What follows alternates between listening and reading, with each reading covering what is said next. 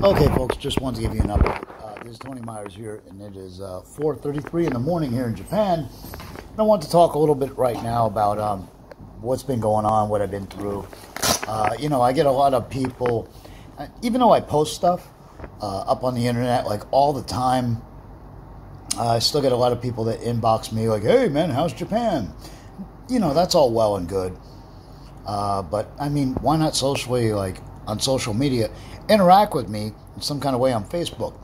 I mean, I'm open and free, and I got no skeletons in my closet, and I'm pretty much, my entire life right now is, it's a very open, an extremely open door for anybody. I mean, like, anybody that washes up here at my house, I'm willing to take them in.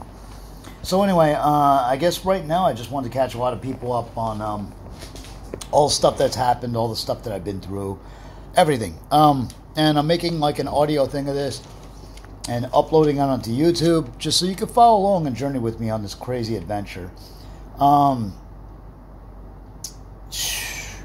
I'm looking at all the bookings that I've had that have been canceled through. Because, once I do my bookings here in Japan, which averages about 3 or 4, sometimes 5 days a week, because there's so many various indies that run here all around where I live in Asakusa. So anyway, even though it's 4:35 a.m., right now, it's like I'm wide awake because I just did WWS, and man, we just sat around, me and all the guys and a lot of the fans too, a lot of the diehard fans who already know who I am without the mask and all that stuff. We sat around drinking and eating and just telling old pogo stories, so I'm still on that high. I've got a ginormous cut on my left bicep, which was done hard way by a barbed wire baseball bat. I mean, hey, I've said it before on social media, but I'll say it again. Play stupid games, you win stupid prizes. But, anyway, it's been, oh boy, wow. I'm looking at all the stuff that I've like scribbled out once I've done these bookings and everything. But it all started in Yamakawa, which is like 2.5 hours, and riding the train with Jun Kasai. If the audio appears to be better right now, it's because I stuck the phone up to my face. And anyway, here we go. It was Jun Kasai and Fujita, and I rode with my buddy Ken Kataya, who wrestles here as Jason, and has been Jason for WWS for the longest time. Homeless Jimmy was in here. He joined me for one of Survival Tobita's shows. I should shout out to him and Jay because, I mean, like, I'm going to honestly go on record and say them and Super Beast, and, I bond with these people that come, a half planet away to come over here and wrestle. My Facebook is very socially interactive and that kind of thing, but Instagram and Twitter, that's kind of the thing where if you want to chainsaw Tony and dig into his head, that's the kind of thing. But anyway, it's starting Yamakawa, and I've been doing a lot at Basement Monster, which is an independent around here that sometimes 4 as much to 5 different promotions run in Basement Monster. Everything from Impact to Neko and just various sorts of independents. So if you want to sit around and, at this point in time, I'd like to say, I'm 45 years of age. So, while I'm all go inside that ring, and you could always go to the ladies promotion, Pure, and you could always like work out in their dojo, which gets my cardio up. I do 3 hours a day at Animal Hamaguchi's gym, which is like not even a 5 minute. I'm going to say via bicycle. It only takes me maybe like 3 minutes. It's almost like around the corner from my house that I stay in, which if you want, I could post a link, and it's on YouTube of me walking through my entire house and giving a tour of that. And my roommate Ricky, it's cool reuniting and bonding with him, man. Ricky's a great dude, man. Where do I even begin? Last year, my now ex-Japanese wife, she was into it with my church folks and that kind of stuff. Oh, by the way, shout out to my girlfriend out in Kenya. It's like, Bianca, you know, I'm crazy about you. And Magic Box Pro Wrestling, along with WWS, which are now working together, which is a beautiful thing, because Magic Box Pro Wrestling is like a majorly funded pro wrestling promotion here in Japan, and it's headed up by Masami and my buddy Eiji, aka on Facebook he's Age Stone Cold, and those two have done a fantastic job of getting the financing, major financing. If you haven't watched that video, go on my Facebook and look up my post on Magic Box where I give like a quick 1-minute tour of myself just walking through Magic Box Pro Wrestling and all that it entails. I'm so glad that like one of my true life and pro wrestling best friends, Takase, who is the reigning WWS World Champion, which I'll get into that and that kind of thing, which I guess this is the platform for. But yeah, it's like I was saying, wow, I'm looking at all the bookings and I don't know how I'm going to get through all this because this has been crazy. Let me think. Let me see.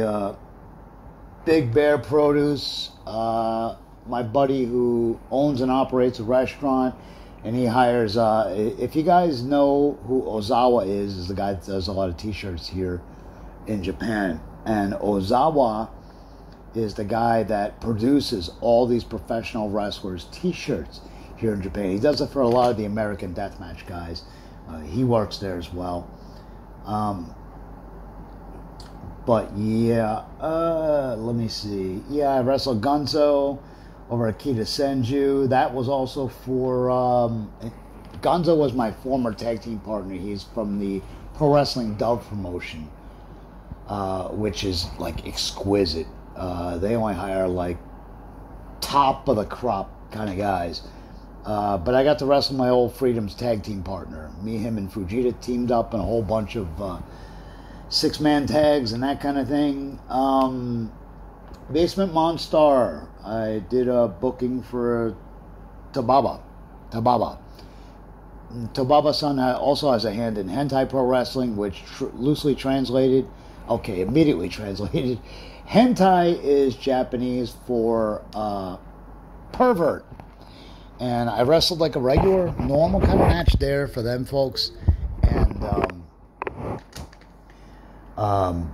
if you've read my Facebook posts, I mean, it's just like they have like 2 regular kind of matches, and the rest of them are like 2 guys pit against each other who can take the most kick in their balls. And like winner of the match gets to have their way with the Hentai Pro Wrestling Idols girls, who are like some of the hottest chicks on this planet. Even if Japanese women are not your persuasion and not your kind of thing, those chicks are like off the chains, incredibly drop dead gorgeous. We had an FMW reunion in Nagoya.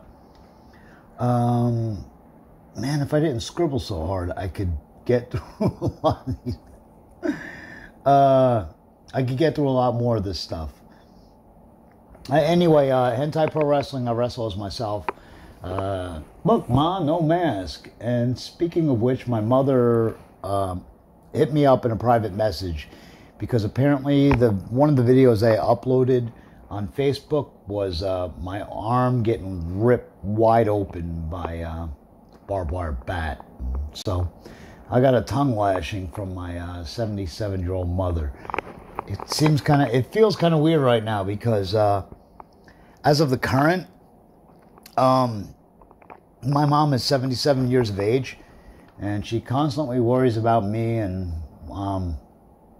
like at family get-togethers, such as like pool parties, she sees the scars all over me. And for any woman who is scared that their kid will fall off a bike or whatever, and then you see her son, even as a grown man, coming around and being surfaced with all these scars is just, I don't know. That's too much for a mother to endure. But anyhow, let me think. Because everything becomes a blur, even with what I've written down, even with all the stuff that I've done. Impact with an exclamation point. Impact Japan. The name itself was around far before TNA changed its name to Impact. And, you know, at one point... Oh, also I did 18 Pro Wrestling against Randy Pryor, who is like the most diehard... he's from Nigeria originally. His family migrated to Los Angeles. And he's like this beyond jacked up guy. And he's got to be the nicest guy you'll ever meet. Not only that, he's heavily involved with the church, which I am as well. I don't know. Look, if church doesn't appeal to you and that kind of thing, hey, look, you know, I'm really sorry. You know, it works for me. What more can I tell people? But I love Randy Pryor. He's, I mean, talk about a great guy. And he and I ourselves went down to the women's, the Joshi dojo, and we even worked out in the ring, and everything just felt so right with him. And he's only 3 years in the business. He was trained by Rioni Fujiwara, who is an Australian man who has been making a living here as a professional wrestler for the last, like, 10 years. And, Christ, what a talent that guy is. Before I said about church, and now I'm using the Lord's name in vain. But, two, you got to understand, I'm sitting here and I'm walking around my house, kind of sort of fidgety, and I'm kind of tripping right now because I look over on my couch, and what I've done on my love seat is put all the posters and everything that I've been a part of. Fans have given me all kinds of gifts, and listen, I am really strong on that whole, you know, God thing. You know, as God is my witness, I'm going to tell you right now, it's not to put myself over. It's just to say, like, how humbled and thankful I am for everything that I've had. So, and even the company owner, Survival Tobita, he gave me, he knows that I have a bad, my right shoulder. Years ago, I had a surgery where I got a brand new shoulder. And he gave me, like, a sling to help out my shoulder and everything. There's even a video, if you go to Instagram, there's a video of a couple really young Japanese fans, and their dad is like the coolest dad imaginable, because my dad used to take me to professional wrestling all the time.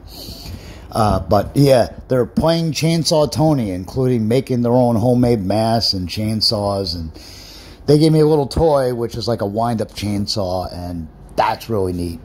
Another fan gave me a whole series of stickers with my likeness on them. That's really cool.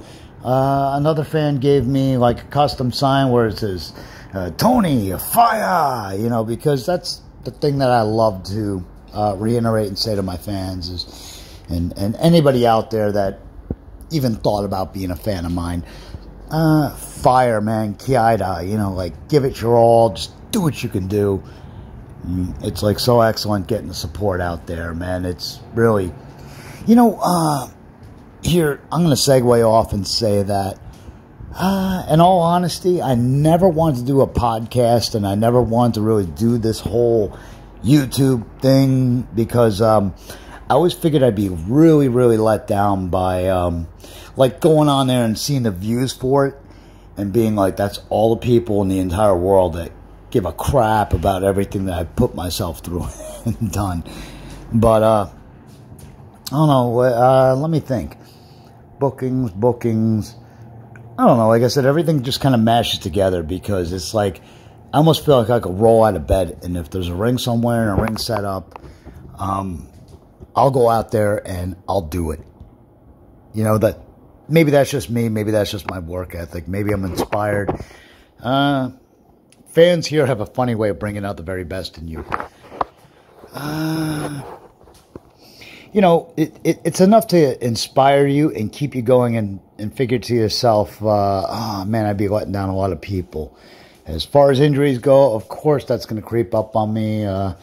As aforementioned, I'm 45 years of age.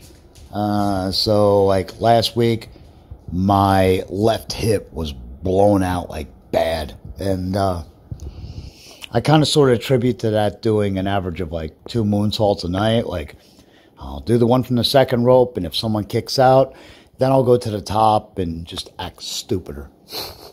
I think at my age and mindset, I'm just proving to myself that I can still do these type of things.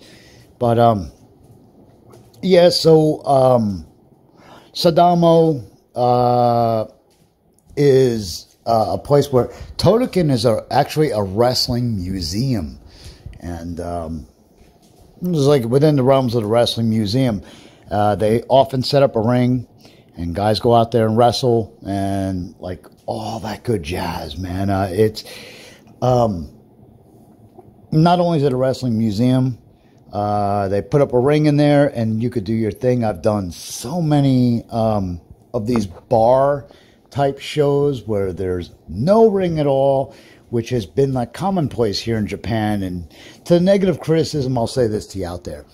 If you do not understand Japanese culture and the way that things work out here, that's just per the game. That's the norm.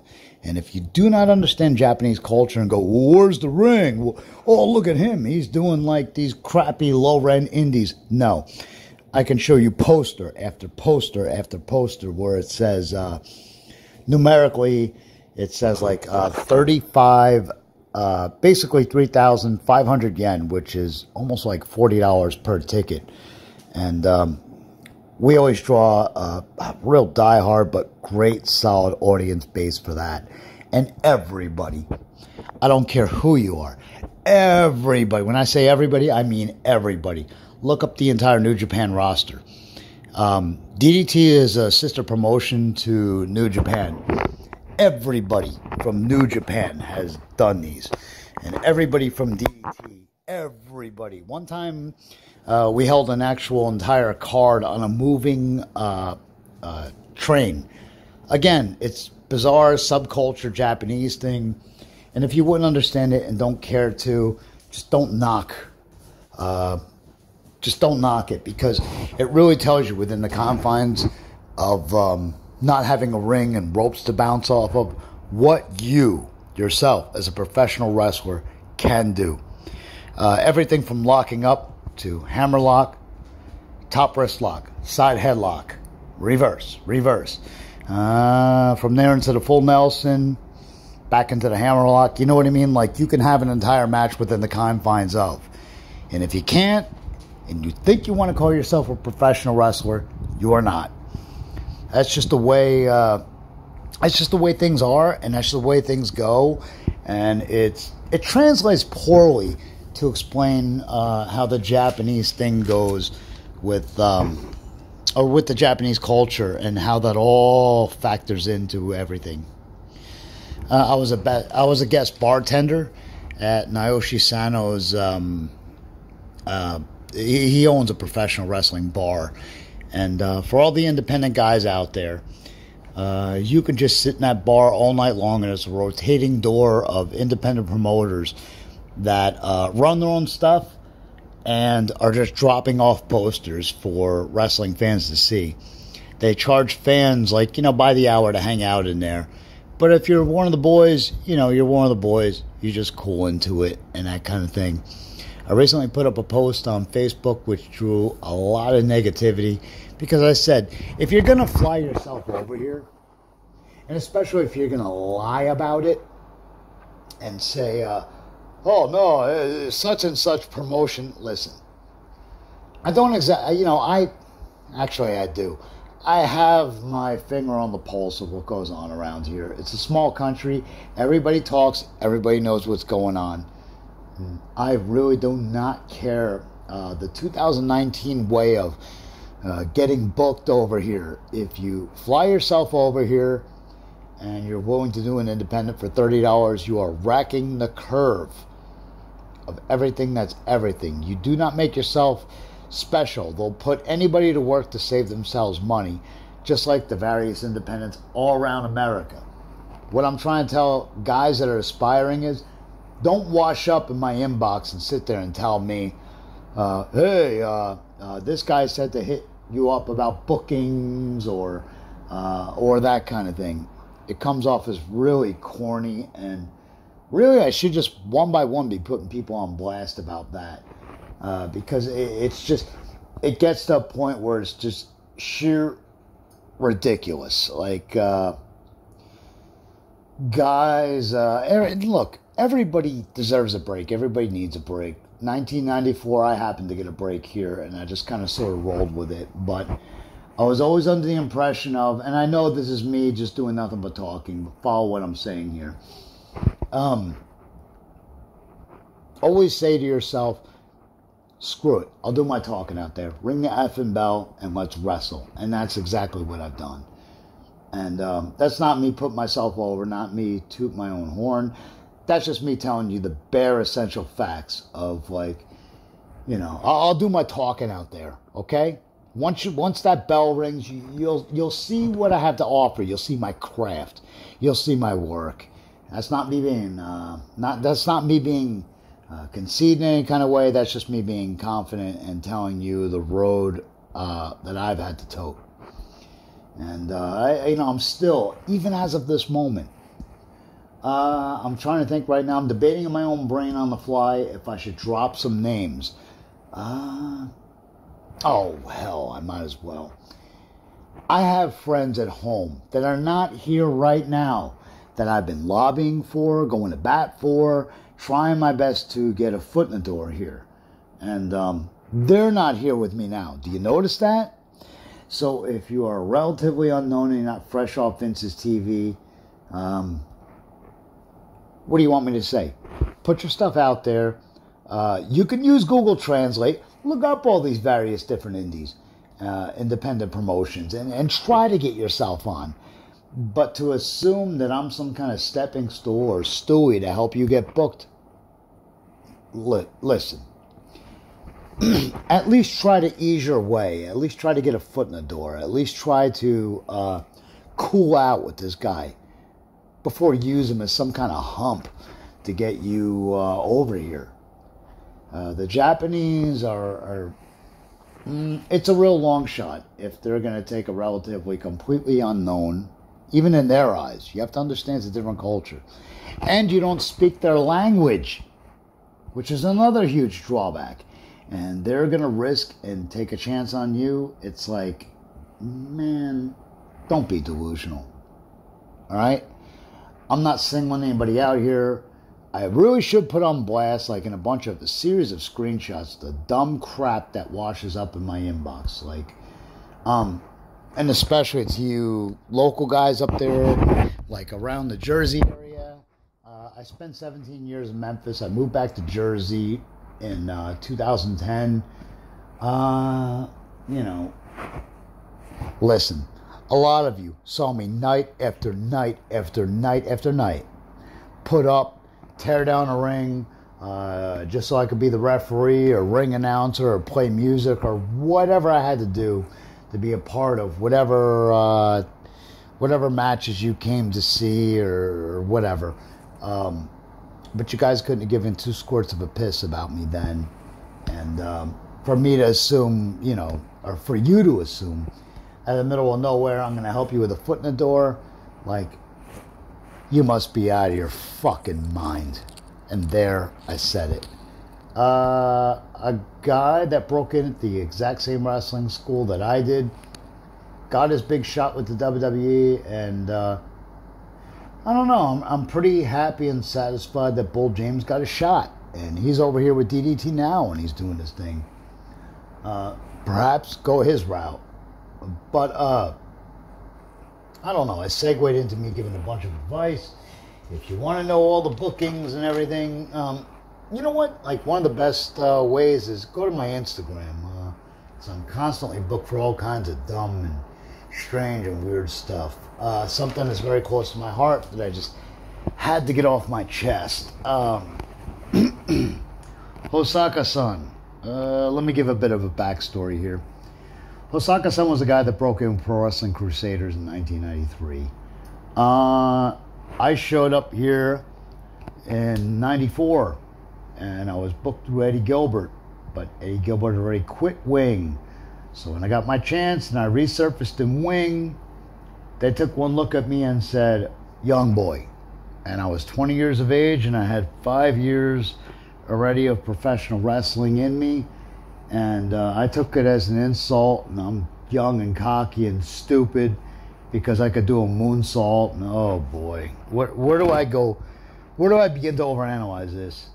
So they sent me to the Pro Wrestling Crusaders, and I saw Hosaka-san Hideki as a young boy, and the both of us were kind of sort of in the trenches together, and we just kind of bonded. But oh man, I don't want to bring this on a down note, but the good thing is this. Let's get to all the good. He has, let me get this out of the way first, okay? He has stage 4 cancer, and it started with his liver. For nothing brought on. Like Andy Kaufman had lung cancer, and he never lit up a cigarette a day in his life. He only smoked a cigar when he was doing his Tony Clifton thing. And anyway, Hosaka has lived a very clean life. He even uses like chewing tobacco instead of like smoking cigarettes. Well, he wound up with liver cancer, and it's stage 4, and it has spread to his colon. But here's the great news. The doctors recently told him, he bottomed out at about 135 pounds. I'm going to try to get through this without breaking down, because a lot to get off my chest and that kind of thing.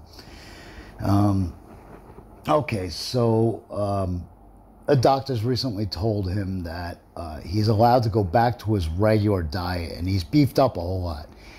Anywho, on the 27th is his benefit show for Shinkiba, and it's not because my bag is full and I want to get rid of a bunch of pictures and t-shirts, but basically anything I sell out there at the gimmick table is going right to him, and I don't want a penny. And I really, that night, I don't even want to wrestle, because I'm going to sit there with a lump in my throat thinking about him. There is the very, to me, it's iconic. Burning Hammer Photography caught this. And it's me inside the ring hugging Hosaka. And in that moment, I told him in Japanese, I go, Mr. Pogo selected you to be Mr. Pogo too. And it was his birthday that night. And his jaw was broken in 2 different places. And I went up to him and put my arm around the back of his neck, as the picture captures the moment perfectly. And I told him, Pogo's not here no more, man. And, oh, God, I'm starting to get teary-eyed. Okay, 2 months before, my boss and mentor, Mr. Pogo, passed away. And I told Hosaka, man, you're in the main event. And earlier in the night, the good, faithful, at the time, CZW fans had sang happy birthday to him because they knew it was his birthday. And he pulled double duty, and, it was his life's dream to wrestle in the main event of a show in America with his hero, Onita. And, I was right there. I was ringside. And he got that, and he teamed up with Onita, and the faithful CCW fans sang happy birthday to him. And then later on, we went out with Anthony Masao, and I don't mind name dropping here because this is what happened. The people, because the only thing we could find was a diner, because Onita goes, I want to go to your Domino's. And I go, dude, that's 2.5 hours away. That's not going to happen. It's late. And we went to a local diner with my buddy Dave, another one who was like one of my best friends. And he got to see me, do that whole thing. with Onita and Yaguchi and Panda. And Onita's, well, it's his girlfriend, you must just say it's his wife. But that night we were eating, and then they brought the cake out afterwards, and Hosaka openly broke down and cried. And I just remember, it's a really happy thought here. It brings kind of tears to my eyes because I've seen Hosaka administer ungodly amounts of punishment, and Hosaka openly wept, cried out loud, and you got to understand, the Japanese culture, that never happens. Men don't cry. And Onita just bowed his head down in a happy and good way. Onita said, "Oh, he's crying," and because we're all sitting around, we were the ones singing happy birthday to him, and as they brought out the cake. And for Yaguchi too, he's a guy that watched Boston wrestling because he went to college, and that's my church buddy too, Yaguchi Ichiro. And my God, how many incarnations have I been through with him? Uchu Meijin Powers, we were both leather faces. Anyway, that night I saw Hosaka break down and cry, and I knew that him breaking down crying like that, and like I said, he wrestled on his birthday. His jaw was broken in 2 different places. And I don't know, man. Hosaka, look, man, that's, come on, man, that's my buddy. I'll throw another shout out, name drop. Matt Tremont's the one that made my dream come true, because it was always my idea to succeed in Japan and then bring it back to the East Coast and shove it right back up everyone's asses, whoever fucking doubted me. And the long list of cameo people that showed up and just wanted to meet Onita were people that were not my good graces, but I let bygones be bygones. And hey, man, you want to meet my boss?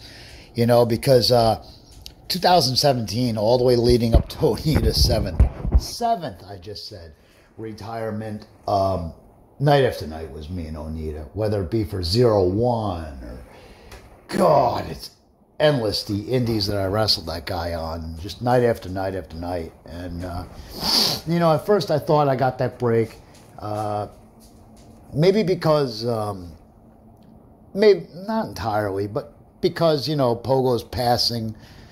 But anyway, Onita just, he really took me in, and he had main evented against me countless times in WWS Pro Wrestling, which was the Mr. Pogo owned, and Pogo always knew he could pop a huge house.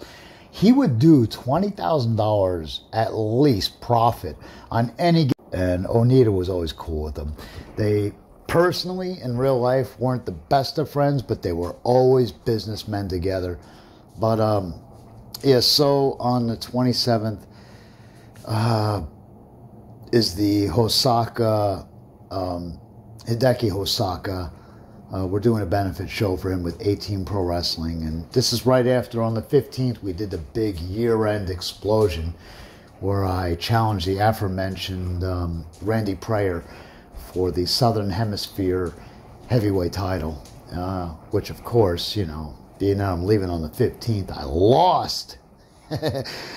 But I guess my mind's starting to wander and think about a lot of things. But I just want to go out there and, I've heard so much. I've been so interactive with Hosaka on Facebook. And, buddy, my story's an open book, like I said at the initial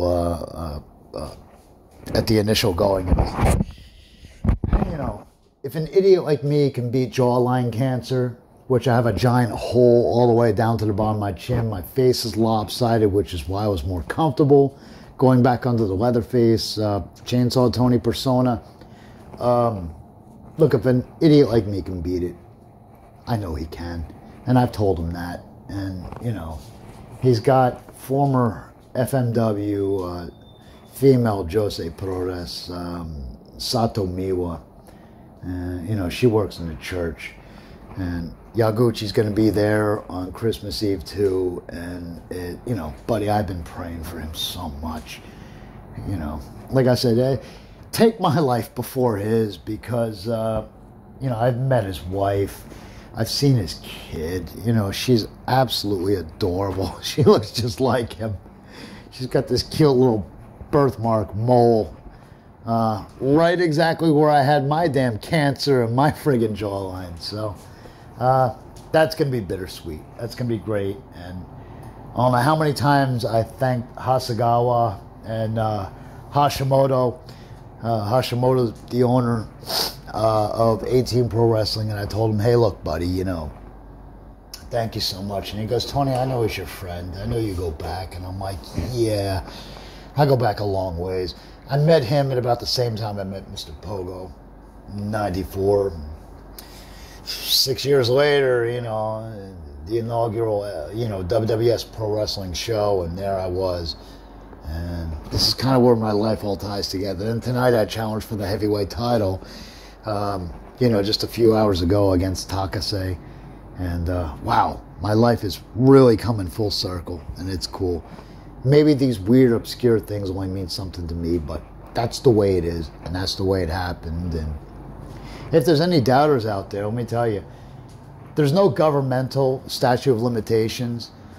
And it doesn't serve me to benefit to put myself over, but no, I was there, I lived it. From Uchu Meijin Power to Iron Mummy to Demon Oya to, my God, how many other mask gimmicks was I? They were giving me money under the table, and I was wrestling 2, sometimes 3 nights a week. And I couldn't use the Tony Myers thing because that's not even my legal name either. Everybody out there knows what it is because I resurfaced doing the Jason thing for Pogo, and he thought that was kind of cute and funny. Who doesn't know that's my legal name? But anywho, so we go and do that, on the 27th, and then after that, Takeda is over there at Naoshi Sano's bar, and that guy's really went to bat for me, including in Freedoms and everything, and I can't begin to tell you what a great guy he is. Oh, on Christmas Day, Ricky Fuji, and he's playing with Mr. Danger Matsunaga, and they're doing like a rock and roll concert with Yaguchi, and that's what Yaguchi does for a living. He's a musician and also a professional wrestler. Yeah, that's me firing up a tobacco stick and stepping out onto my balcony. I guess if my mind starts to drift and wander out here, you just got to bear with my random thoughts. But whether you're religious or not, man, you got to believe that out there, there's just, I just hope for good. I'm really hoping to God Almighty that Osaka pulls through this thing, man, because I don't know. I know the two of us have put some damn scars on each other, but it's all par for the course. That's all, that's what we do. That's what we do to feed children and take care of responsibilities and that kind of thing. Okay, skipping ahead and then going back behind and my random thoughts and all this kind of thing. Okay, man, it is mighty cold out here and it is raining. 3 hours a day I'm in Hamaguchi's gym. As much as I overeat like a slob, I cut portions, I drop a ton of weight. Even if I smoke, I got this bizarre passion that I'm parlaying with professional wrestling and just continue to give what I got. It'll be, let me talk about distant. So I leave here on the 15th of next month. Magic Box Pro Wrestling and WWS Professional Wrestling are trying to get me something going out in Kenya. I go to visit my girlfriend who, here's a cool backstory. Pogo told me to go pick up a new mask in Mexico because he hated the one I had and he wanted me to, get the WWS thing out there in Mexico and that kind of thing. So I went out there, go to pick up this mask. I did a couple weeks out there and went straight back to Japan. And that is where I met my girlfriend. I took one look at her and I went, what the hell are you doing out here? And she asked me the same thing. Because clearly I'm not Mexican and clearly neither was she. But if you're me and you see a girl with a tiny waist and that caboose, you go, hey. Anyway. Where was I going before I interrupted myself? Okay, so I go out there on the 15th. I don't know if I'm coming back stateside, because if you saw my Facebook post about Magic Box and the money they got back in them, they're bringing me back under a business visa as opposed to the work visa that I have now. And it'll save me in taxes, and I could likely stay much, much longer if I felt like it. I just kind of cut myself off because I know the way that I am. By the way, that's my heater out on my balcony kicking in to pump more heat into my room. So if there's any audio, funny interruptions, that's what the stuff is. Including the heater in my room, you know, the central air kicking back on. So we'll just see from Kenya if I'm going to go straight back to America or if Magic Box Pro Wrestling is going to bring me back. I don't know. But the tentative plan is for WWS to run on May the 5th. And they said if it's not exactly May the 5th, which was the old FMW anniversary date, then it will be the month after. There's a whole lot up in the air. There's so much stuff that is booked and overbooked for that. That is just mind-blowing. I don't even know where to begin with overanalyzing that. I tend to overanalyze stuff because if professional wrestling is your career, that's all that you do. And it's pretty much all that you care about. And I don't know, I hearken back to the very first time I saw professional wrestling at the age of 3 or 4. And I was just like, yeah, look at it, tough, beat 'em up. And the entertainment aspect and everything. When you love something, you are helpless. You are addicted to it. It is something that you don't want to let go of. I don't know at this point, that's me running my sink. I don't know if at this point I should overanalyze on the bookings that I've already done. Takasaki, which was absolutely unreal to go out and see the WWS guys and that kind of thing. I just realized, wow, 42 minutes into rambling about my life and what I've been up to the last 30 days. I do pay attention to social media. I want to draw attention to this. Of the people out there that will wash up in my inbox, yet not correspond to anything that I post out there. You know, I'm a Jersey guy at heart. I've always had a weakness for the nightclub because I can dance, I can rave, I can act like an imbecile, I can get a little beer in me, and I can have the best time I've ever had in my life. But maybe it doesn't work for everybody, but that's me just being me. That's something that I enjoy to do. And, you know, as far as the women and all that kind of crap and resisting temptation, why destroy a life when I got a screwed up version of the American thing back in my hometown? Anyway, I signed with Magic Box officially on New Year's Eve. They're bringing in my Japanese counterpart. A lot of people get us confused. He is the Japanese guy that goes under the Leatherface thing. And on the 2nd, I wrestle Tababa as myself. It's just Tony Myers in my regular singlet, just acting kind of weird. Tobita Totokin, that's on the 5th. Prince Basement. That's going to be a lot of fun. That's at Monster Basement. And, you know, if you don't get out of there real quick, the next guy that's coming in to run his indie will come up to you and be like, hey, man, stick around. You want to make some money? Sit around here, sell your gimmicks. You know what I mean? And there's that kind of thing. This is too hysterical. Futonita, which is the comedy wrestler who Futonita is like a fat Onita. This dude got butt naked with his dong hanging out, wrestling another guy, the aforementioned hentai pro wrestling, and I've never seen anything this funny. I mean, they were doing spots where they're pulling each other's pants off, then pulling each other's trunks off, then pulling each other's under trunks off, and the people at Hentai Pro Wrestling are paying $40, $45 a ticket, and it's so weird. You just see these like really gorgeous girls, like in their mid-20s and early 30s, and they're just sitting there like rubbing their chin like, I'm being entertained. Yeah, there's some perverted wrestling. Squatch and Ron Von Hess were here, and you could ask Squatch because he was in there for this.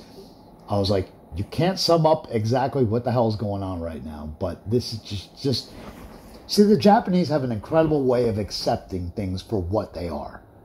You know, they don't overanalyze. They just, you know, it's kind of like the Japanese culture of, my father died. Well, I have to work today. I'm not a mortician. Well, I have to go to work.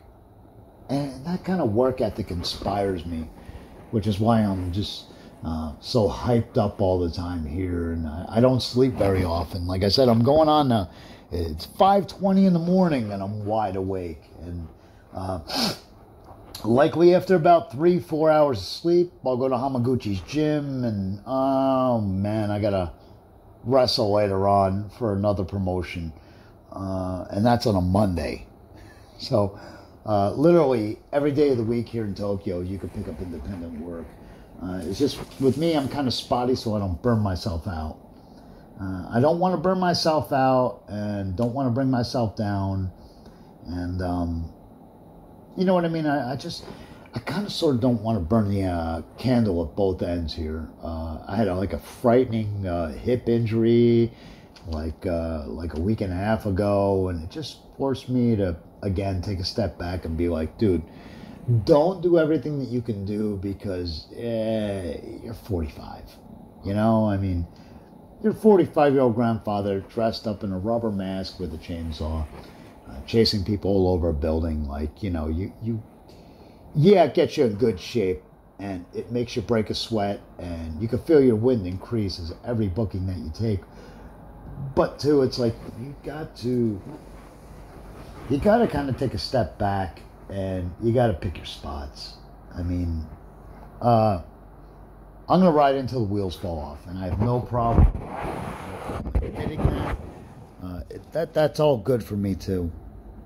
But also too, I don't know. Sometimes I like to relax. Other times I like to eat a giant meal. Other times I'm in the middle of curling. I'm in the middle of curling at the gym, and I go, oof, if I could just get through this last set. I mean, the pain is like unbelievable. Me straining, and you know, I'm doing like 60, 70 pound curls, which is not a lot, but when your repetition, when your reps are so high up that you're just like, you start to lose count after 20. You're just doing it, and you're extending your arms out until everything burns and until you want to give up. Which, you know, and then it dawns on you of, hey, it's not so bad, because after this I could always eat like 2 pounds of steak or whatever somewhere. I mean, as long as I get the exercise in. There's a lot, you know, like the cross-country ski thing. I do an awful lot of that. I do the Stairmaster thing, which I set my all-time record, which was like climbing over an hour. According to this thing, it was like 80 flights of stairs. So, you know, I think tomorrow I go to the gym and I'm going to try to one-up that. Why not? What else am I doing with myself? What else am I doing with my life? You can always take a shower if you're overexerted and sweating your ass off. But, I guess I should cover, should I cover one by one all the bookings that I've done? Nah, I might bore people half to death. Because there was a whole lot of Saturdays where I just literally spent, there was one time on a Saturday where I counted it. The only promotion that I didn't do was an all-female promotion. But I did 4 different promotions over there in Basement Monstar. How it works is the very first one gets going at 12 o'clock. They have to finish by 2 o'clock. They keep the same ring up. A lot of times they just use a Velcro and they tear off the apron. And whatever other promotion comes in there does their thing. It's kind of like when I did the White Studio thing for 18 Pro Wrestling. There was an all-female promotion after them, and they just tore off the aprons with Velcro, left the ring up, so the girls had to break down that thing and haul the ring all the way back in the same truck when they were done with their matches. There's a lot of hand-in-hand stuff that happens here. Of course, there's rivalries and that kind of thing. Like, there's been a couple of times where they're like, oh, if you work for them, you know, you can't work for me. And I just laugh that off. And then, lo and behold, I'll do a double shot on that day, wrestling for the 2 rival promotions, because I'm like, I don't remember signing with you. I remember, you know, there's certain promotions that I will sign for here. And even then, I always get you know, I always tell them, I always have an agreement up front that I'm going to freelance. And which means independent contractor.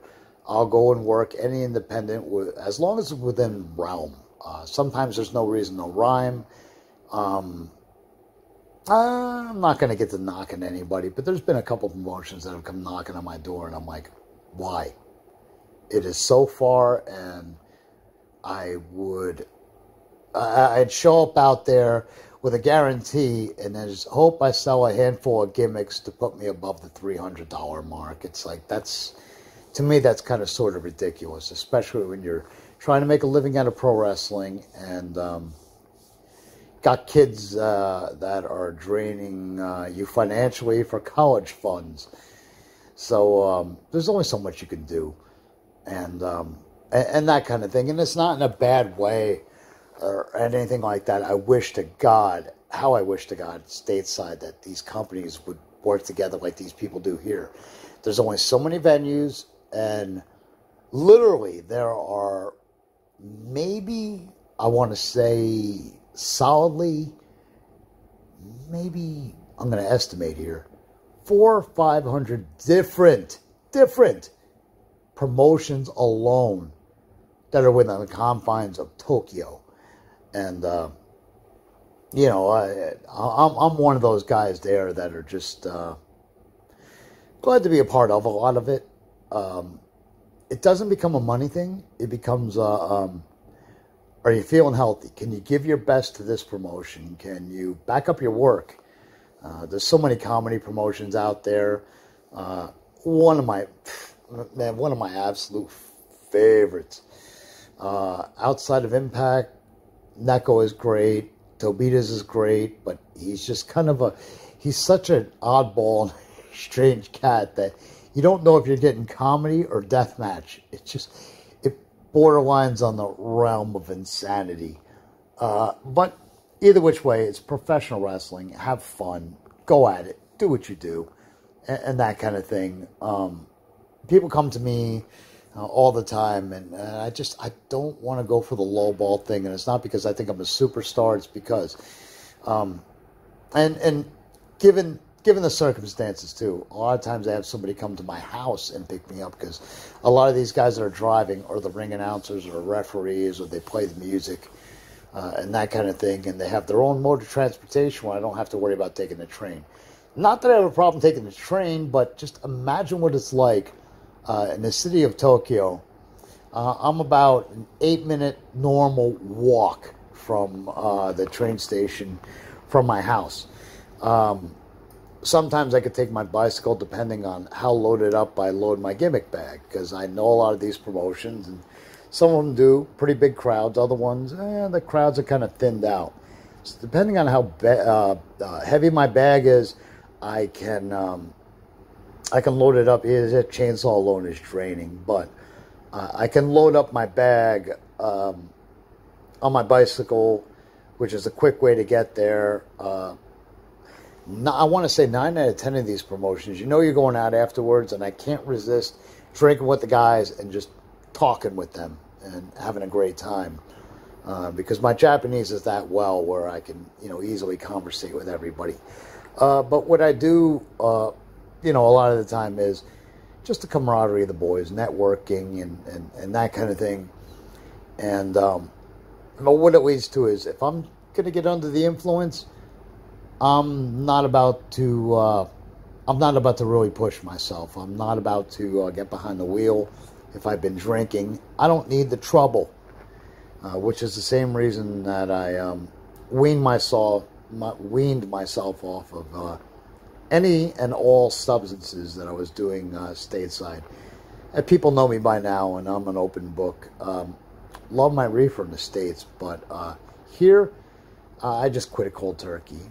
It's one less thing for me to have to worry about or think about. And God forbid I'm ever caught with it. There goes the work visa.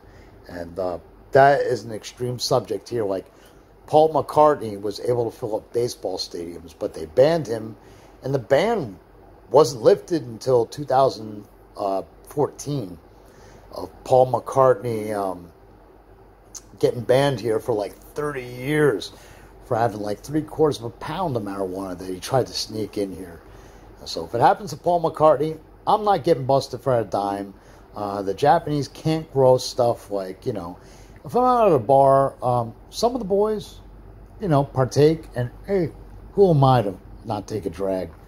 But, and that kind of good thing. But I am not about to have that in my possession. Truth be known, everybody knows the crime element that I'm drawing reference to. They finance a lot of indies around, and Mr. Pogo will come to me, hey, you want the green? Go ahead. And I was like, man, I don't want, and he goes, that's where you use a young boy. Macairo, that's where you use a young boy. You get young boy to get it for you, so you never have it on you. And I'm just like, man, I've done without it up to this point, and you already like to bitch at me for smoking cigarettes, so no, I'm not going to be under any substances. Even though Pogo himself was no angel, he partied and he had his good thing going when he was residing stateside, and drove a brand new Corvette and saved some money, and man, it's another one of my buddies I miss. Anyway, I don't know if you're still hanging in with me at this point. You're listening to me practically just ramble about everything. There's so many small details I could leave out too, just day-to-day hardships, and sometimes there'll be like some self-doubt, depending on who I'm going to wrestle in the ring with, and you kind of sort of start to doubt your own, but then the second that you get through with the match, you're like, what the hell was I staying up for late last night? Like, this was easy sailing. This was no problem. I mentioned Big Bear Produce. My buddy, he owns a restaurant out in Winnow.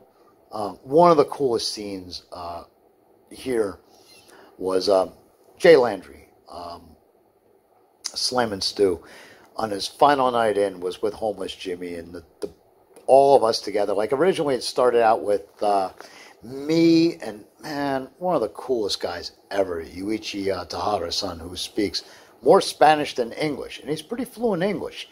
Because he's wrestled in Mexico, and he does every indie under the sun out here. So we always cross paths, and he's a frequent workout partner of mine. He's an undersized guy, but my God, what talent he has. And we do Big Bear Produce, and, we always go to the boss's restaurant. Not always, once in every few weeks, because he stays busy with so many different indies. And rarely, we eventually cross paths, but it's not as frequent as you would imagine. That ought to tell you how many independents are running on a regular basis in Tokyo. Well, he'll be like, hey, come to Winnow. Come on, man, let's have a drink. It started out with just me and him. And what happened was, on Jay and Slam and Stew and Homeless Jimmy, on their final night in here, I go, this reminds me of the end of Joe Dirt, when everybody that he crossed paths with in the movie, like, everybody comes together at the end of this incredibly strange journey and just throws one enormous party together, and that was another gripping and cool scene with me where it was just like, in the back of my head, I had the "If You Want My Love, You Got It" playing. And I was just like, I even looked over, I glanced over at Homeless Jimmy, and I told him, I go, buddy, this is like the end scene of Joe Dirt when all these oddballs and weirdos and oddities all come together, and it's the final send-off. And that was really, really cool. After everything that we had been through for that entire week, Super Beast, Chris Criote. I'm not good with people's legal names because I always call people by the wrestling names, which is why you heard me flubber and fumble Jay slamming Stu's name. Yeah, so like he and I bonded because like day one, like Ron Von Hess and Squatch, Doug had wound up going out to like Walt Disney out in Chiba. And if you know me, it's like every single day I'm at Hamaguchi's, like, religiously. And we always sit around, just me, myself, with the employees there. And we dick around, talk about professional wrestling in between sets and that kind of thing. And I always see Hamaguchi's daughter and wife. And his wife always has some thoughtful gift there for me. I always feel like I need to give back. I'm like the token pro wrestling guy, but Miyamoto's been there.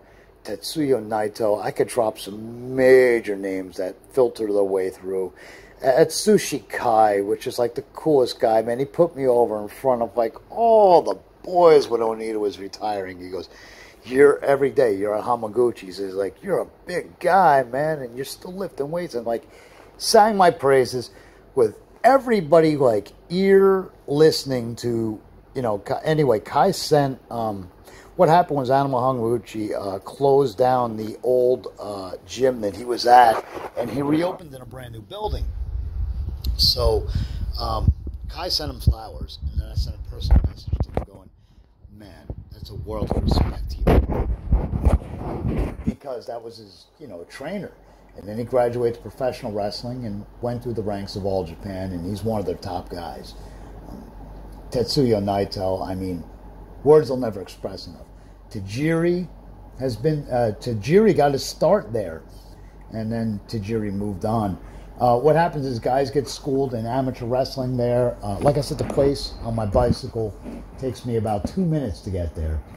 And, so much of it means a whole lot to me. Just because Hamaguchi's like a great guy. But anyway, Super Beast wound up really bonding. Like, Hamaguchi loved him because he's 30s, but he's jacked, beyond jacked. And you could tell he's just a diehard gym guy. And I saw him post on Facebook. I saw him making a comment, where am I going to go to a gym? And he tried to go to another gym, but he was shunned because he can't read katakana and wouldn't understand the rules. And, doesn't speak any Japanese. So me and Super Beast really bonded. And he's good people. That's a real guy there, man. Like with Homeless Jimmy. Somebody you meet and they're they're like a real guy. Another one too, because I stay busy and I like to stay out of people's way. And I don't want to be like, hey man, remember me? Necro Butcher came here for Shadow WX's MLW. And then Necro took off. And it would have been cool hooking up with him. But, Necro drew attention to a bunch of the Facebook statuses that I made and that kind of thing. And glad to see him come back. Glad to see them give him, like a classy send-off. And he did a killing in merch, which, if you're wise, and you take your merch here and you do it just right, you can sell t-shirts go for like $40 a piece signed here and that kind of thing. And again, it's not a money thing. And I didn't go into this thing to put myself over, just a lot that I wanted to get off my chest and that kind of thing. But Necro cleared over $3,000 in one night because, as God is my witness, and Eiji-san sitting there, yeah, he was there. He was handling his merchandise, and sure enough, Necro Butcher cleared over $3,000 in one given night on merchandise here. with Shadow WX's promotion. So the way that things work is you find somebody who'll bring you in, and then several independents that they loan you out to chip in for your airfare and that kind of thing. So I urge guys all the time, if you want to come here and you want to hang out and you just want to get a feeling of the culture and that kind of thing, that's cool. But if you want to bring yourself over here and then, like lie in any kind of way about the stuff that you got going on, I'm sorry, but you fall so short of the mark, and word spreads fast here. And, if you want to make an ass of yourself, this is the last country on this planet that you want to do it in, because it's only a matter of time before someone shuts you up and makes you humble. And that's just the way that things are. That's the way things are conducted. That's just the Japanese frame of mind and mode of doing business out here. What it has come down to is that, like me, myself, the different independents and kind of things that I do,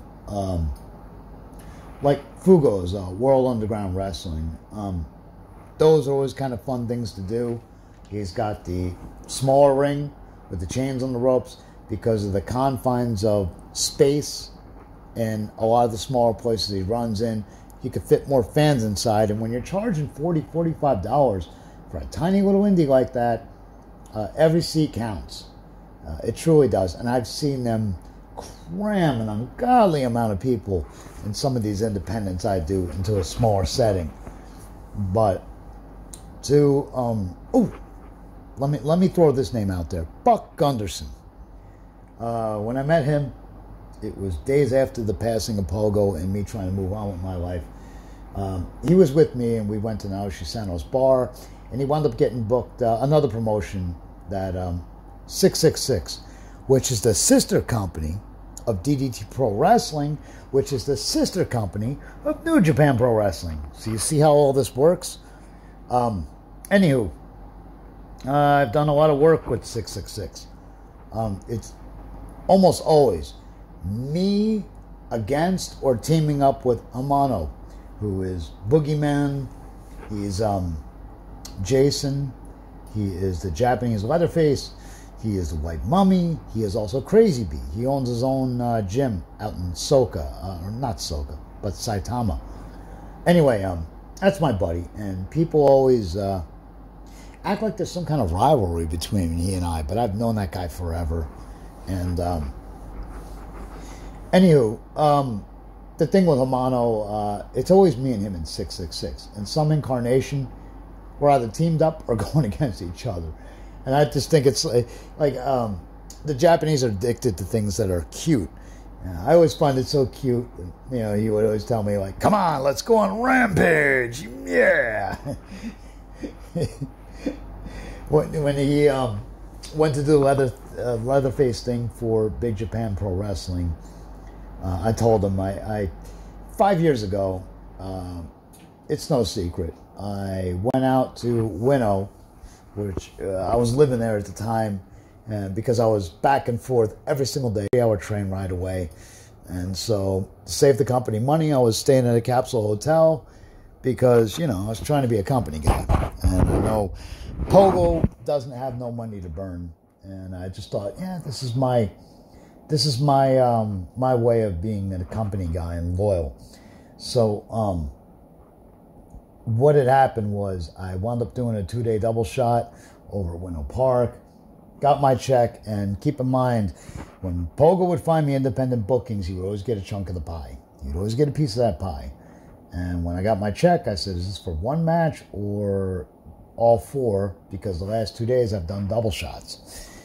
And when they told me that it was for all four different matches on 2 days, I was like, and then I went to Pogo, and I was like, man, and he's like, don't do business with them anymore.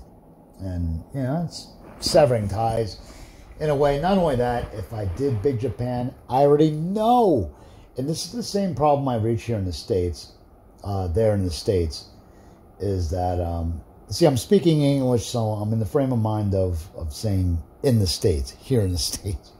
This is the most English I've spoken in the last 4 months I've been out here. But anywho,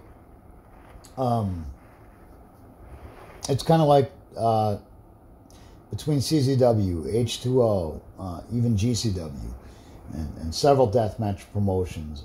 I already know myself, and maybe I'm like my own worst enemy, but maybe it's coming of age and thinking that, you know, I have limitations, and why burn the candle at both ends when I could kind of sort of recharge my batteries and then empty the tank on one given night. I'm much better off doing that in moderation, because I know how OCD I am. Like later on today, I wrestled with a giant gash on my arm, and that's not me pushing the limits. You have to understand, like with a flesh wound, it's a whole lot safer than compression of the spine. And I'm really strong in that issue. You give me a head drop, neck drop, those kind of things are a lot more damaging than a bunch of flesh wounds created by a gig. Like, who cares? But, yeah, so I kind of had to pull myself back. Even when Onita asked me about the whole Big Japan thing, because now hell has frozen over, and I'm not going to get into the whole backstory of why Onita was not with Big Japan, and they're primarily a deathmatch promotion, but I will say so much as this. He eventually went to work for him, and he's got a part-time job where he's actually working out in like Ricefield, and then he tried fishing for a while, and him and his girlfriend are trying to figure out what he's most comfortable with at 62 years of age, which, oh, by the way, and it will happen with H2O, Matt Tremont's promotion, and Onita. There's just detailing in the meantime, and that extends out to another place I wrestled stateside, and I had a great time. I am, of course, I'm talking about the underground wrestling. Talking about Casanova Valentine, and the guy that treated me very well. So he's another one too.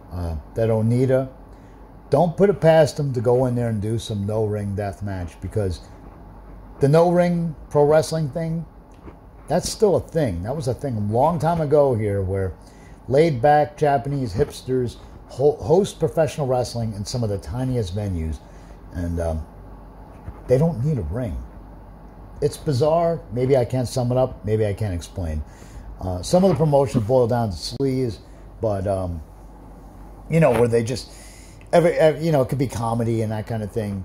It just translates poorly, because it comes across, I don't want to say backyard wrestling, because clearly guys that do these things are trained. Kurishimbo Kamen, the frequent opponent of Ebasan, a.k.a. Kikataro, the guy that's got a nice deal with the WWE. Apparently he's doing some kind of cooking thing on their WWE network. He was the frequent opponent of, and he hosts this in bars a lot. I met him out there. Now the SPWF, Yoshiaki Yatsu, is had his leg amputated, just health reasons and that kind of thing. But Asakusa Pro is still going from time to time, and that's headed up by Yaguchi. There's several pictures that I have out there as myself as the murderer, you know, which I reprised an old gimmick that I did so many years ago back in '96 here. But yeah, that's just another independent, and I could just, it's almost like an endless sea of independents that I've done, been a part of, and that kind of thing. Originally I was going to ramble them all off one by one, but you know, it might bore people, or it might be overanalyzing things. And there may be time restraints. I mean, I'm sitting here recording this on my phone. I'm going to extract the audio, and that's how I'm going to upload it to YouTube to give everybody perspective of all the things I've been up to. This is hysterical. They have a one match death match that's being held on the grounds of Kurokan Hall, and it's between Madman Yamada and the aforementioned Atsushi Futonita, which is a guy that does a comedy gimmick based around Onita, and he does his mannerisms and everything, only he's a giant big fat guy, and he's one of my better buddies out here, man. That guy doesn't and for some odd reason, that guy gets the hottest chicks I've ever seen in my life, as weird, bizarre, and surreal as he is. But folks, if you're going to wind up in my inbox, please keep this in mind. I could drop some serious, major names of people that are sitting at home right now and back in America, and they're not here. So if you're an unknown and you're out there and you're listening to this, please don't take this to heart, but please understand. I got a whole laundry list of guys that I've lobbied for the longest time. And there were seven different American pro wrestlers that Pogo had slated in for his tournament of Gaijins. And once the untimely death of Mr. Pogo happened, well, those 7 guys right there, including, might as well just drop names, including a guy like Eddie Kingston, were tentatively, canceled out of the plans as well. And personal friends of mine that I lobbied for that I know that are talent, they didn't get their chance either, and they were robbed of that. And so keep in mind, there's people on the heights of an Ego Fantastico, Robert Anthony, and guys like that with as much talent as they have, that were not seen to this Japanese audience out here, majority of them, because Pogo wanted a bunch of names that hadn't been here before as well. Guys like that were robbed of that opportunity, and they're still sitting at home.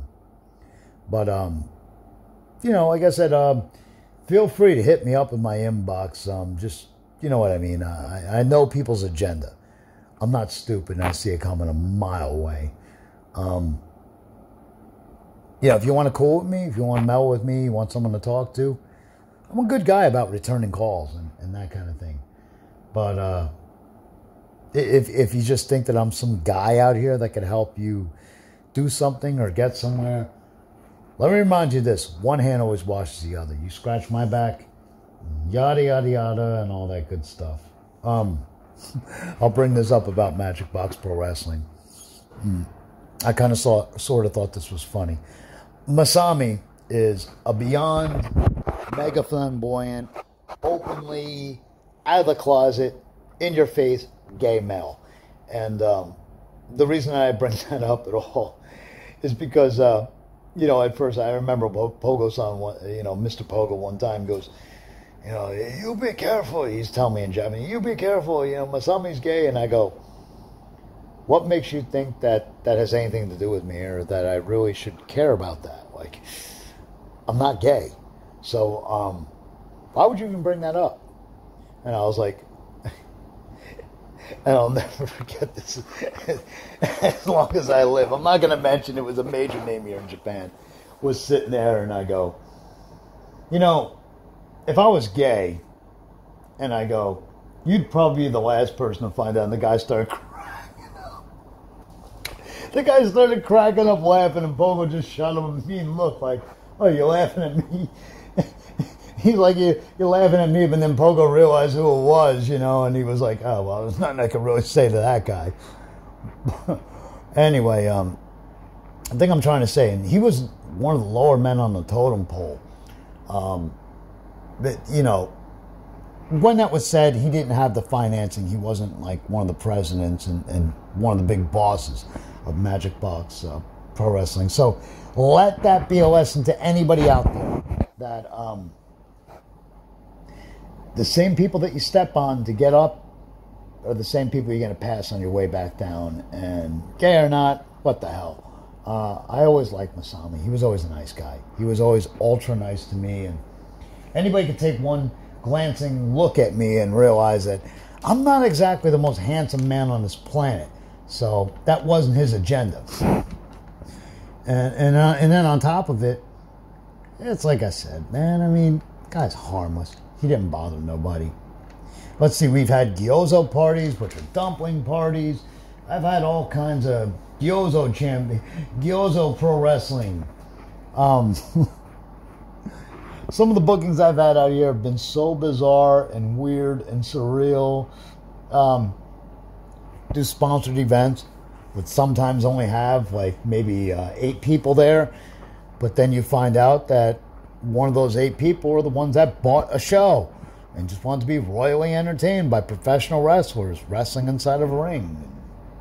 I did another one that was no ring and that kind of thing, and I took one look at the guy that was financing it, and he was sitting ringside, and it was clear and obvious he was missing part of at least one of his fingers because he had tattoos all up and down his face and neck, and a dark pair of sunglasses, and maybe the nicest suit I've ever seen a human being wear.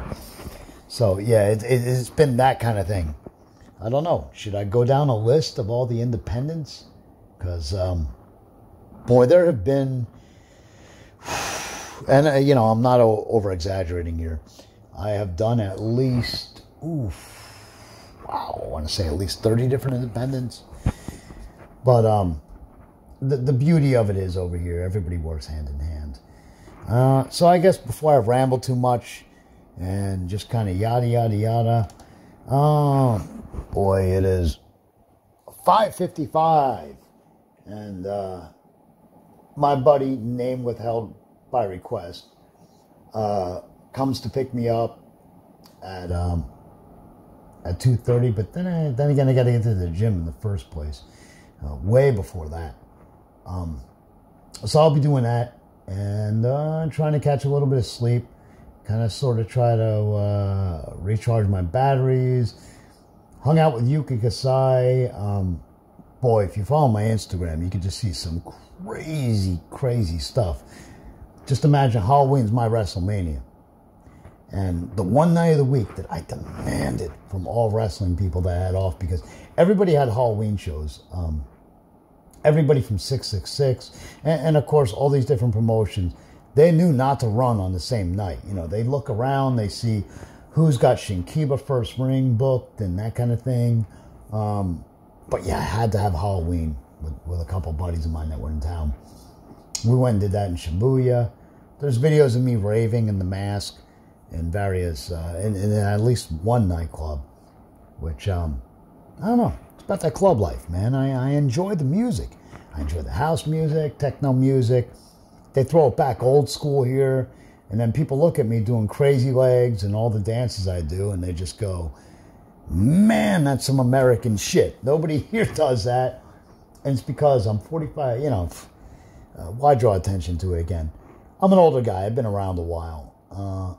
The club dances and that kind of thing and all that stuff that I get into, I have been doing that,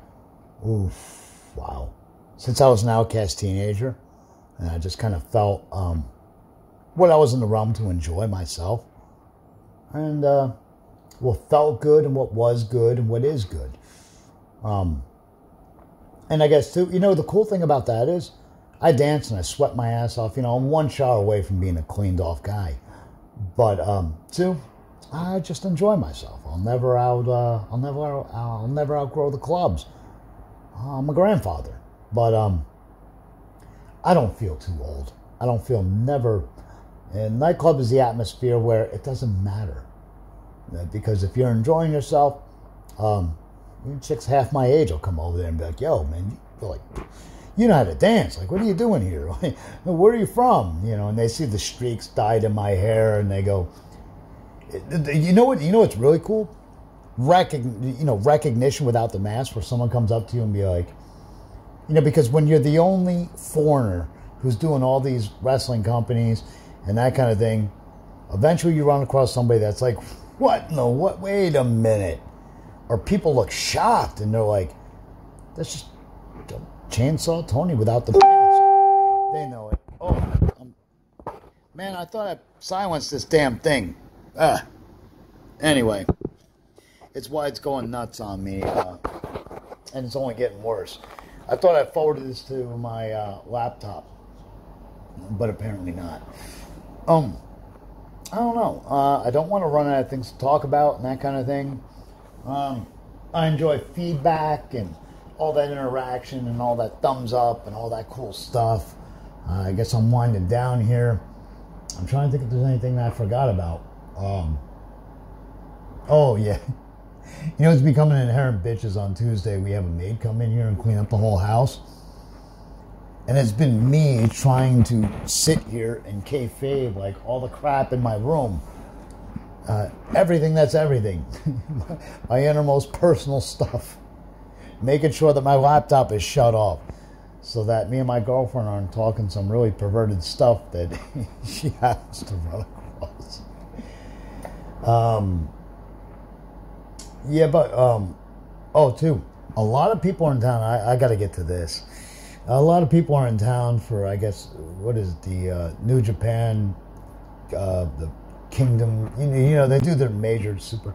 Dave Meltzer comes in on the 4th, and, you know, Dave really botched that whole thing about Mr. Pogo's obituary. I mean, I sent him fact after fact after fact, and he just extracted all the negative stuff. But I still messaged Dave, and I was like, look, man, if you need a translator, either I could get my roommate, who's a native Japanese guy, this way it opens a market. Dave was very passive. I think he said it was Wrestle Circus or somebody, and I wasn't about to go look up those people and, you know, find out and figure out, like, you you guys are with Dave? And I'm not about to do any of that. All I know is that the following night, I have a house show to do for Tobita's promotion at Totoken. So I care more about putting out flyers and just stirring up some buzz. The added people and the tickets being sold and the people that potentially could attend, and maybe that type of wrestling is something that you enjoy. Maybe it's not. But any which way, they know that all the guys bust their ass and work really, really hard. That kind of thing. Wow. Yeah, Hanawa. I had like a traditional match with him, which is on YouTube. I could provide the link for. Me and him, you know, I just wrestled as myself. Like, you know, just black and red singlet. Just doing my thing. I came out in the Jason mask, which was kind of sort of a spoof. And then when the referee asked me to remove the mask, I was like, I kind of like it. It's comfortable. And then I just lost the mask and just started, you know, screwing around and talking to all the wrestling fans in Japanese, which you can see on video. And the interaction's just hysterical. I mean, they're chanting hentai because they know Hanawa owns the promotion. And you can see me sitting there dancing to, I mean, they're hentai, hentai, and they got the chant going. So you could see, you could just see me acting a fool. And then ding, the bell rings, and it was all lock up, hammer lock, side headlock, front face lock, wrist lock, and that good stuff. It's just wrestling. I remember sitting there and walking into Anima Hamaguchi's gym, and Tabata-san, who is one of his prize guys that teaches, I mean, the cauliflower ears on this man, 41 years of age, tell a story. And he said, I could never do professional wrestling. He said, that is just too, he goes, you guys, I mean, come on. The way that you guys hit each other and the way that you do things, he's like, I could never. And I go, listen, you do collegiate, I mean, you've trained Olympic athletes. Anima Hamaguchi's daughter has 2 bronze medals in the Olympics. I'm not an Olympic medalist. And not only that, it's almost embarrassing to admit, but if I go to get up from the bench, or if I go to, you know, take the weight off when I'm curling or when I'm military bench pressing, I just glance at her and I just start laughing. I go, you're going to do the same weight as me. Like, I'm ashamed to admit I'm a male. And she goes, oh, Tony, stop. And she goes, you're going to do more reps than me. And I go, look at the shoulders on you. They look like grapefruits. So Kyoko Hamaguchi. So, yeah, I remember telling Tabata-san, I go, listen, so professional wrestling is very easy. What makes it difficult are the wrestlers. But I was like, come on, you know what professional wrestling is. It's not any kind of choreographed, but, it's a dance. You feel it. It's universal. I go, do you think I could ever compete in competitive wrestling? I only came here because it was cool. It blew me up. It got me in great shape, and I shed a ton of weight, which is another thing I want to discuss is weight issues. But yeah, I told him, I said, it was cool for self-defense and just to know it anyway. And, like I said, it was very draining, got me in great shape. And there's a couple people that speak English there. One of them's a guy from Ohio. Another guy's grew up in Detroit. He's a half Indian, half Japanese guy. And he's a huge, everybody's a huge wrestling fan there too. And the cool thing is they see my name surface locally and they know who I am. And they ask the coolest questions about it too. But yeah, I remember that. And I remember speaking to him, and I was like, man, I would love to just show him professional wrestling. I would just love to get in there and just show him the whole song and dance and that kind of thing. That would be a lot of fun. I know for a fact that it would be. But, I know he's in his own world and that kind of thing, but it's so funny because every booking that I do, I'll come into the gym the next day and he'll already have all the lowdown on it. Or it feels really good when people praise me for having a good match. And now I'm getting to the point where I just look at some of these guys and I go, I wish to God I could have wrestled you 20 years ago when I wasn't so paranoid about my injuries setting in and that kind of thing. And but maybe some of that stuff will happen and maybe not. Either which way, you wake up, you go out, try to have your exercise, and then you do what you do. As far as weight issues, I came in here pretty muscled up, 251 pounds. I dropped all the way down to 225 when I was going to that match with Randy Prayer because he's deceptively, and it's not in a bad way, he's deceptively much shorter than you would imagine. And not only that, he's jacked. I mean, the guy's got the giant shoulders and he's got the huge biceps and he's clean. But me, myself, knew, and going over all the spots that I went with him, I was like, I'm going to have to knock out this. And when I worked out with him over at the Pure Women's Dojo, I was like, let me start shedding some weight. So I dropped all the way to 225. But between sponsors taking me out after wrestling and that kind of thing, I beefed up and I'm right at 230, which, I'm a legit 6'1", somewhere in there. And I think the inherent problem with that is I got to keep that size on me, but I don't want it to be a struggle every night that I'm in that ring. As long as I have my cardio up, I think it's 6 foot or 6 foot and 1/2 of an inch, or I got to measure myself. I think I'm 6'1", 6 foot. And legit, as opposed to pro wrestling, 230. And there's not a lot that's shaking on my belly. You can see the video of me wrestling in a singlet that's pulled down. And there, I'm a legit 240. And I have pretty decent set of abs for a guy that's 240. But yeah, I don't know. I just feel my wind is better. I feel more agile and that kind of thing. Dropping to 230. But like I said, therein lies the difficulty because I love to eat and it's usually really late at night. And I need to have better self-control. Which is funny because I was going to heat up a thing of fries here in a minute and then doze off for a little bit, get up, go to the gym and that kind of thing. But if you've listened to me and hung in long enough to this point, either you deserve a medal or I should give you extra credit and ship you something free. But here's the thing, about how merchandise works and that kind of thing. I'm not in control of anything WWS comes out with. So if you want a keychain or you want sticker, they sell stickers now and all that merch from WWS, I have nothing to do with that merchandise. They give me a slice of that pie. I get what's pretty much equivalent to in the music industry as royalties and that kind of thing. But I'm thinking about coming back to the States. I think the the Super Nintendo, Super Mario 3 design shirts with me on them. Kind of sort of run its course because, I mean, it's a little too cute for a guy that's a monster, you know. But what I'm gonna go for is get me a brand new T-shirt and have fun with that.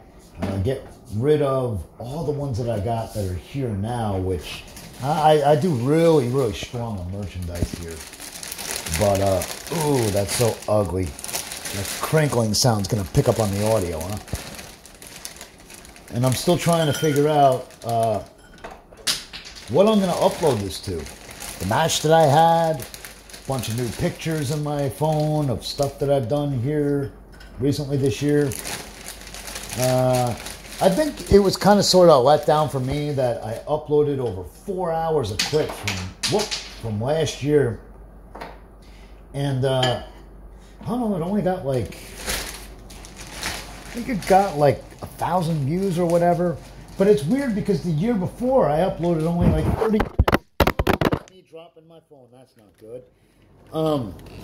Thankfully I have like a super mega protective thing on there. Yeah, but okay. So the year before I only uploaded like, I want to say 30 minutes of clips, and it got like 4,000 or 5,000 views. So I just thought, man, I shoehorned all that crap down into like 4 hours or whatever, and what did I get from it? You know, a dip in viewership. Maybe that's too long to check out. I don't know. It's very hard for me to like fathom and that kind of thing. But there's so much great stuff on those clips, and condensed down into 4 hours or whatever. Anyway, that's what I had been using on YouTube to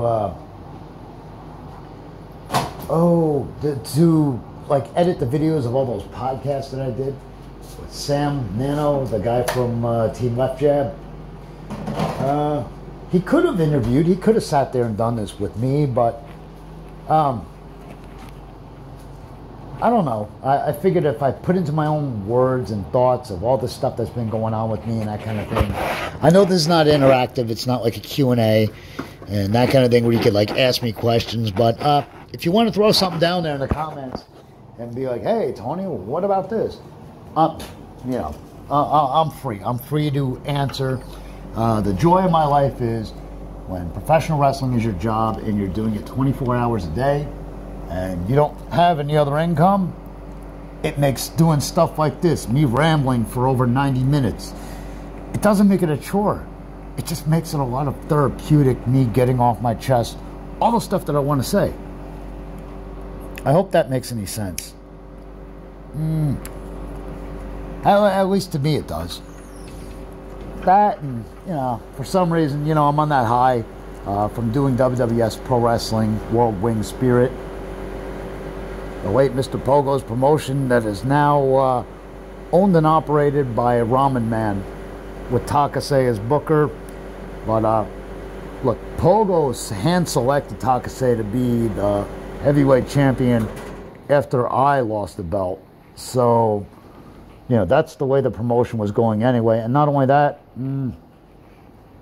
whenever Pogo needed any kind of funding or anything like that, Ramen Man is another one who, along with Takase, has been with that promotion since day one in the year 2000. Takase is a guy I saw come in there as a young guy that was trained by Shimada, the guy that wrestles a great Pogo. And God, I would see Pogo tell that guy, well, you don't, do you have another mask? And Takase would be like, yeah, and I got another set of tights. And he'd be like, well, then after you wrestle as yourself, go out there in the second pair of tights for the Battle Royal, and then change, get into the third pair. We're going to put you in the fourth match. My mind was just blown. Just the level and to the extent that Takase was so loyal to Pogo. And I'll never forget when Pogo first told me, he goes, maybe we'll put the title on Fujiwara, the guy that trained Bad News Brown. Maybe we'll put the title on him when you leave, Tony. Maybe we'll put the title on, I think Wing Kanamura was another name that was bandied, or like Onita himself. And I'll never forget this long as I live. He goes, "We need big name." And then he put it on the local homegrown talent, Takase himself. And when it first surfaced, because I thought he was going to go with Magnitude Kishiwada, and he didn't, you know. But I just sat there and I thought to myself, there's so many ways that this thing could have went. He hand-selected Takase, and here we are, over 3 years later. Takase is still the world champion. The stuff that went down yesterday was really cool, where they had a run-in from Mr. Atomic.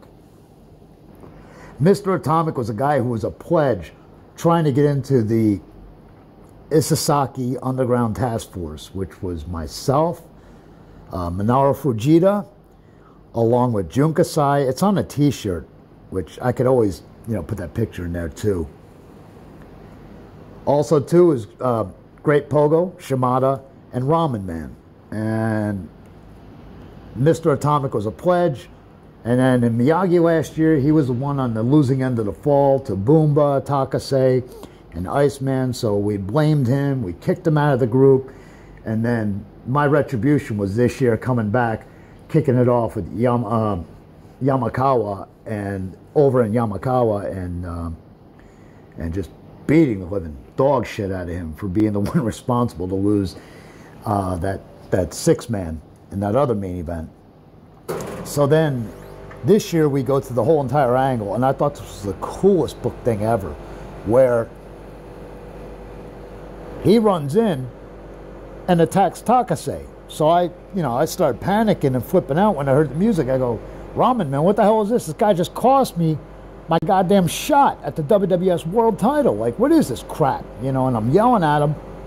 And then before I know it, Keith Tatami blindsides me. And if you know your WWS history, that was the guy I debuted when I brought back Scene Leather, which was the original name of my Leatherface 3 character that Pogo came up with, because Pogo figured, you go to church, you know, sin, like bad, like you do sin. I thought he was saying shin, like new, like Atalashi, you know. But anyway, those two joined forces, and Ramen Man turned on me, choked me out, and my longtime enemy, Takase, turns to me and goes, "You see what's going on here? They just cost you a shot at the belt, my title." He's like, "So, are we friends? We're going to stop this?" And I was like, you know, me being a retard and a monster and all that Leatherface crap, I realized what was going on, and boom, we attacked them, got a tag team match, and bang, we're off to the races. That all happened last night. And then maybe the coolest 10 minutes of my life was after the show was over, Onita, who teamed with Takase time and time again in WWS, Onita was the one to tell everybody, you people should respect this guy. He's your top guy. He's the Shuyaku. He is the top guy in WWS, and he's your world champion. And people already were on Takase's side, and people already cheering me anyway. So they just decided to turn me babyface, which made me a killing in merch too yesterday. I'm really so happy about that, because it made my bag so much lighter and bringing home even with all the gifts that people brought me. And I ain't one to put myself over, but that's what happened. I was there. I saw it. I lived it. That was me. I did it. Anyway, about the coolest 10 minutes of my life. Recently, here was yesterday, me cutting, the first 5 minutes was me cutting an elongated promo, while Takase did the thing that Onita does, where he talks to the fans after every show, thanks them for their support, tells them how the spirit of Pogo should live forever, even though he was his top adversary, how much respect he had for him, because everybody knew on record Pogo was the owner. So, long story short, I got up there, I explained to the Japanese people, yeah, I got a screwed up accent because I'm not Japanese. Everybody knows that I'm the only foreigner here, but you people have never made me feel like an outcast. And even as a bad guy, you've bought a lot of my merchandise, and you know, it was a really heartfelt moment for those 5 minutes, me telling them, and then telling the history of Takase, how this guy, whatever the promotions ever asked from him, he's always been there. He always will be there. And how I have so much respect, because I'll admit it now, he did beat me clean last year. And I'll never forget that, because Jun Kasai was sitting there watching. And the second my match was over, he came back there and goes, "Can you do Freedoms on Christmas night?" And I go, "I got to check my schedule." And he goes, "Look, I know that you're heavily involved with the church, but if you could do it." He was like, you know, and this Jun Kasai put me over to Freedoms, you know. I mean, with Sasaki, the owner, and this is how this whole thing came to be. And just me being humble and just being like, wow, I can't believe this is happening. And that kind of thing. Man, what more do I say? But then Takase, hey, my food's done. Yeah, grab me a bite to eat, doze off to sleep after I'm done rambling this last part off. So, yeah, another long story short was that after he was done cutting his promo, you know, heart to heart, I told the people, I said, listen, for all your support, for as good as people have been, I said, you know, the smart audience of WWS already knows who I am without the mask, but they just love the persona, and I guess they like the way that I brought it to life. I've said before in separate podcasts with different people that I always tried to combine the first two Leatherfaces and incorporate everything and just mash it all together, which explains why at the goofy age I am, I'm still doing moonsaults and that kind of crap. But that and how I'm blowing myself up, you know, night after night in the ring, just giving all the energy I can. I don't think anybody knows how draining it is to, you know, kind of sort of Ultimate Warrior style, you know, run to the ring, but I'm swinging around a chainsaw for 5 minutes, and I'm spinning in circles, and I'm imitating Terry Funk, which was Onita's idea, that Chainsaw Charlie, Terry Funk, Chainsaw Tony, and it was supposed to be this whole thing with us two and Pogo against Yaguchi, Hosaka, Onita, and no, really, that's the way it is. I have no reason to put myself over and lie. I know I lie on the, and I know exactly where I stand on the totem pole of professional wrestling, especially here in Japan. Stateside, I know that too. You know, I'm not delusional or, you know, claiming that I am, let me think of a decent one. Claiming that I am Brutus Beefcake's nephew or some crap like that. But anyway, yeah, it was a very heartfelt moment where I told, and there might have been, you know, 100 people in this tiny little office room, and we ran the no ring thing, and this was all last night, which brings us up to the current, and I don't know, it was very heartfelt, and the thing that the feedback that I got from everybody was, man, you speak Japanese like perfect, and I go, no, I don't, I have an accent, man, it's my second language. I was like, it just kept flowing from the heart. Like, look, you know, let's just be honest with you.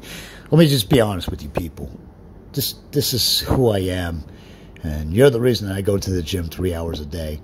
And not all 3 of those hours are lifting heavy weights. There's cardio in there. There's stretching. And try and do what I can to derail from any more further injuries.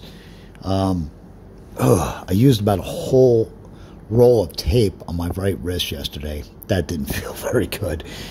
Just because I think I busted something in my wrist.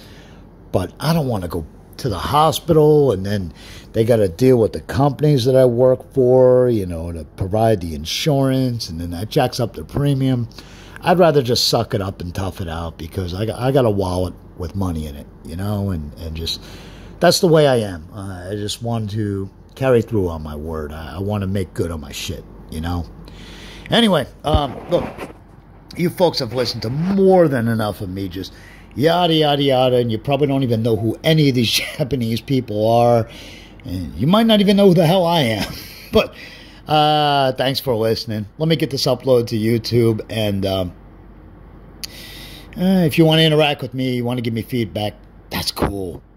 I've missed like 100 messages here. I thought I muted, but like stuff is still popping up with notifications. And anyway, I guess I'll get to that. But hey, for what it's worth, thanks for listening to me.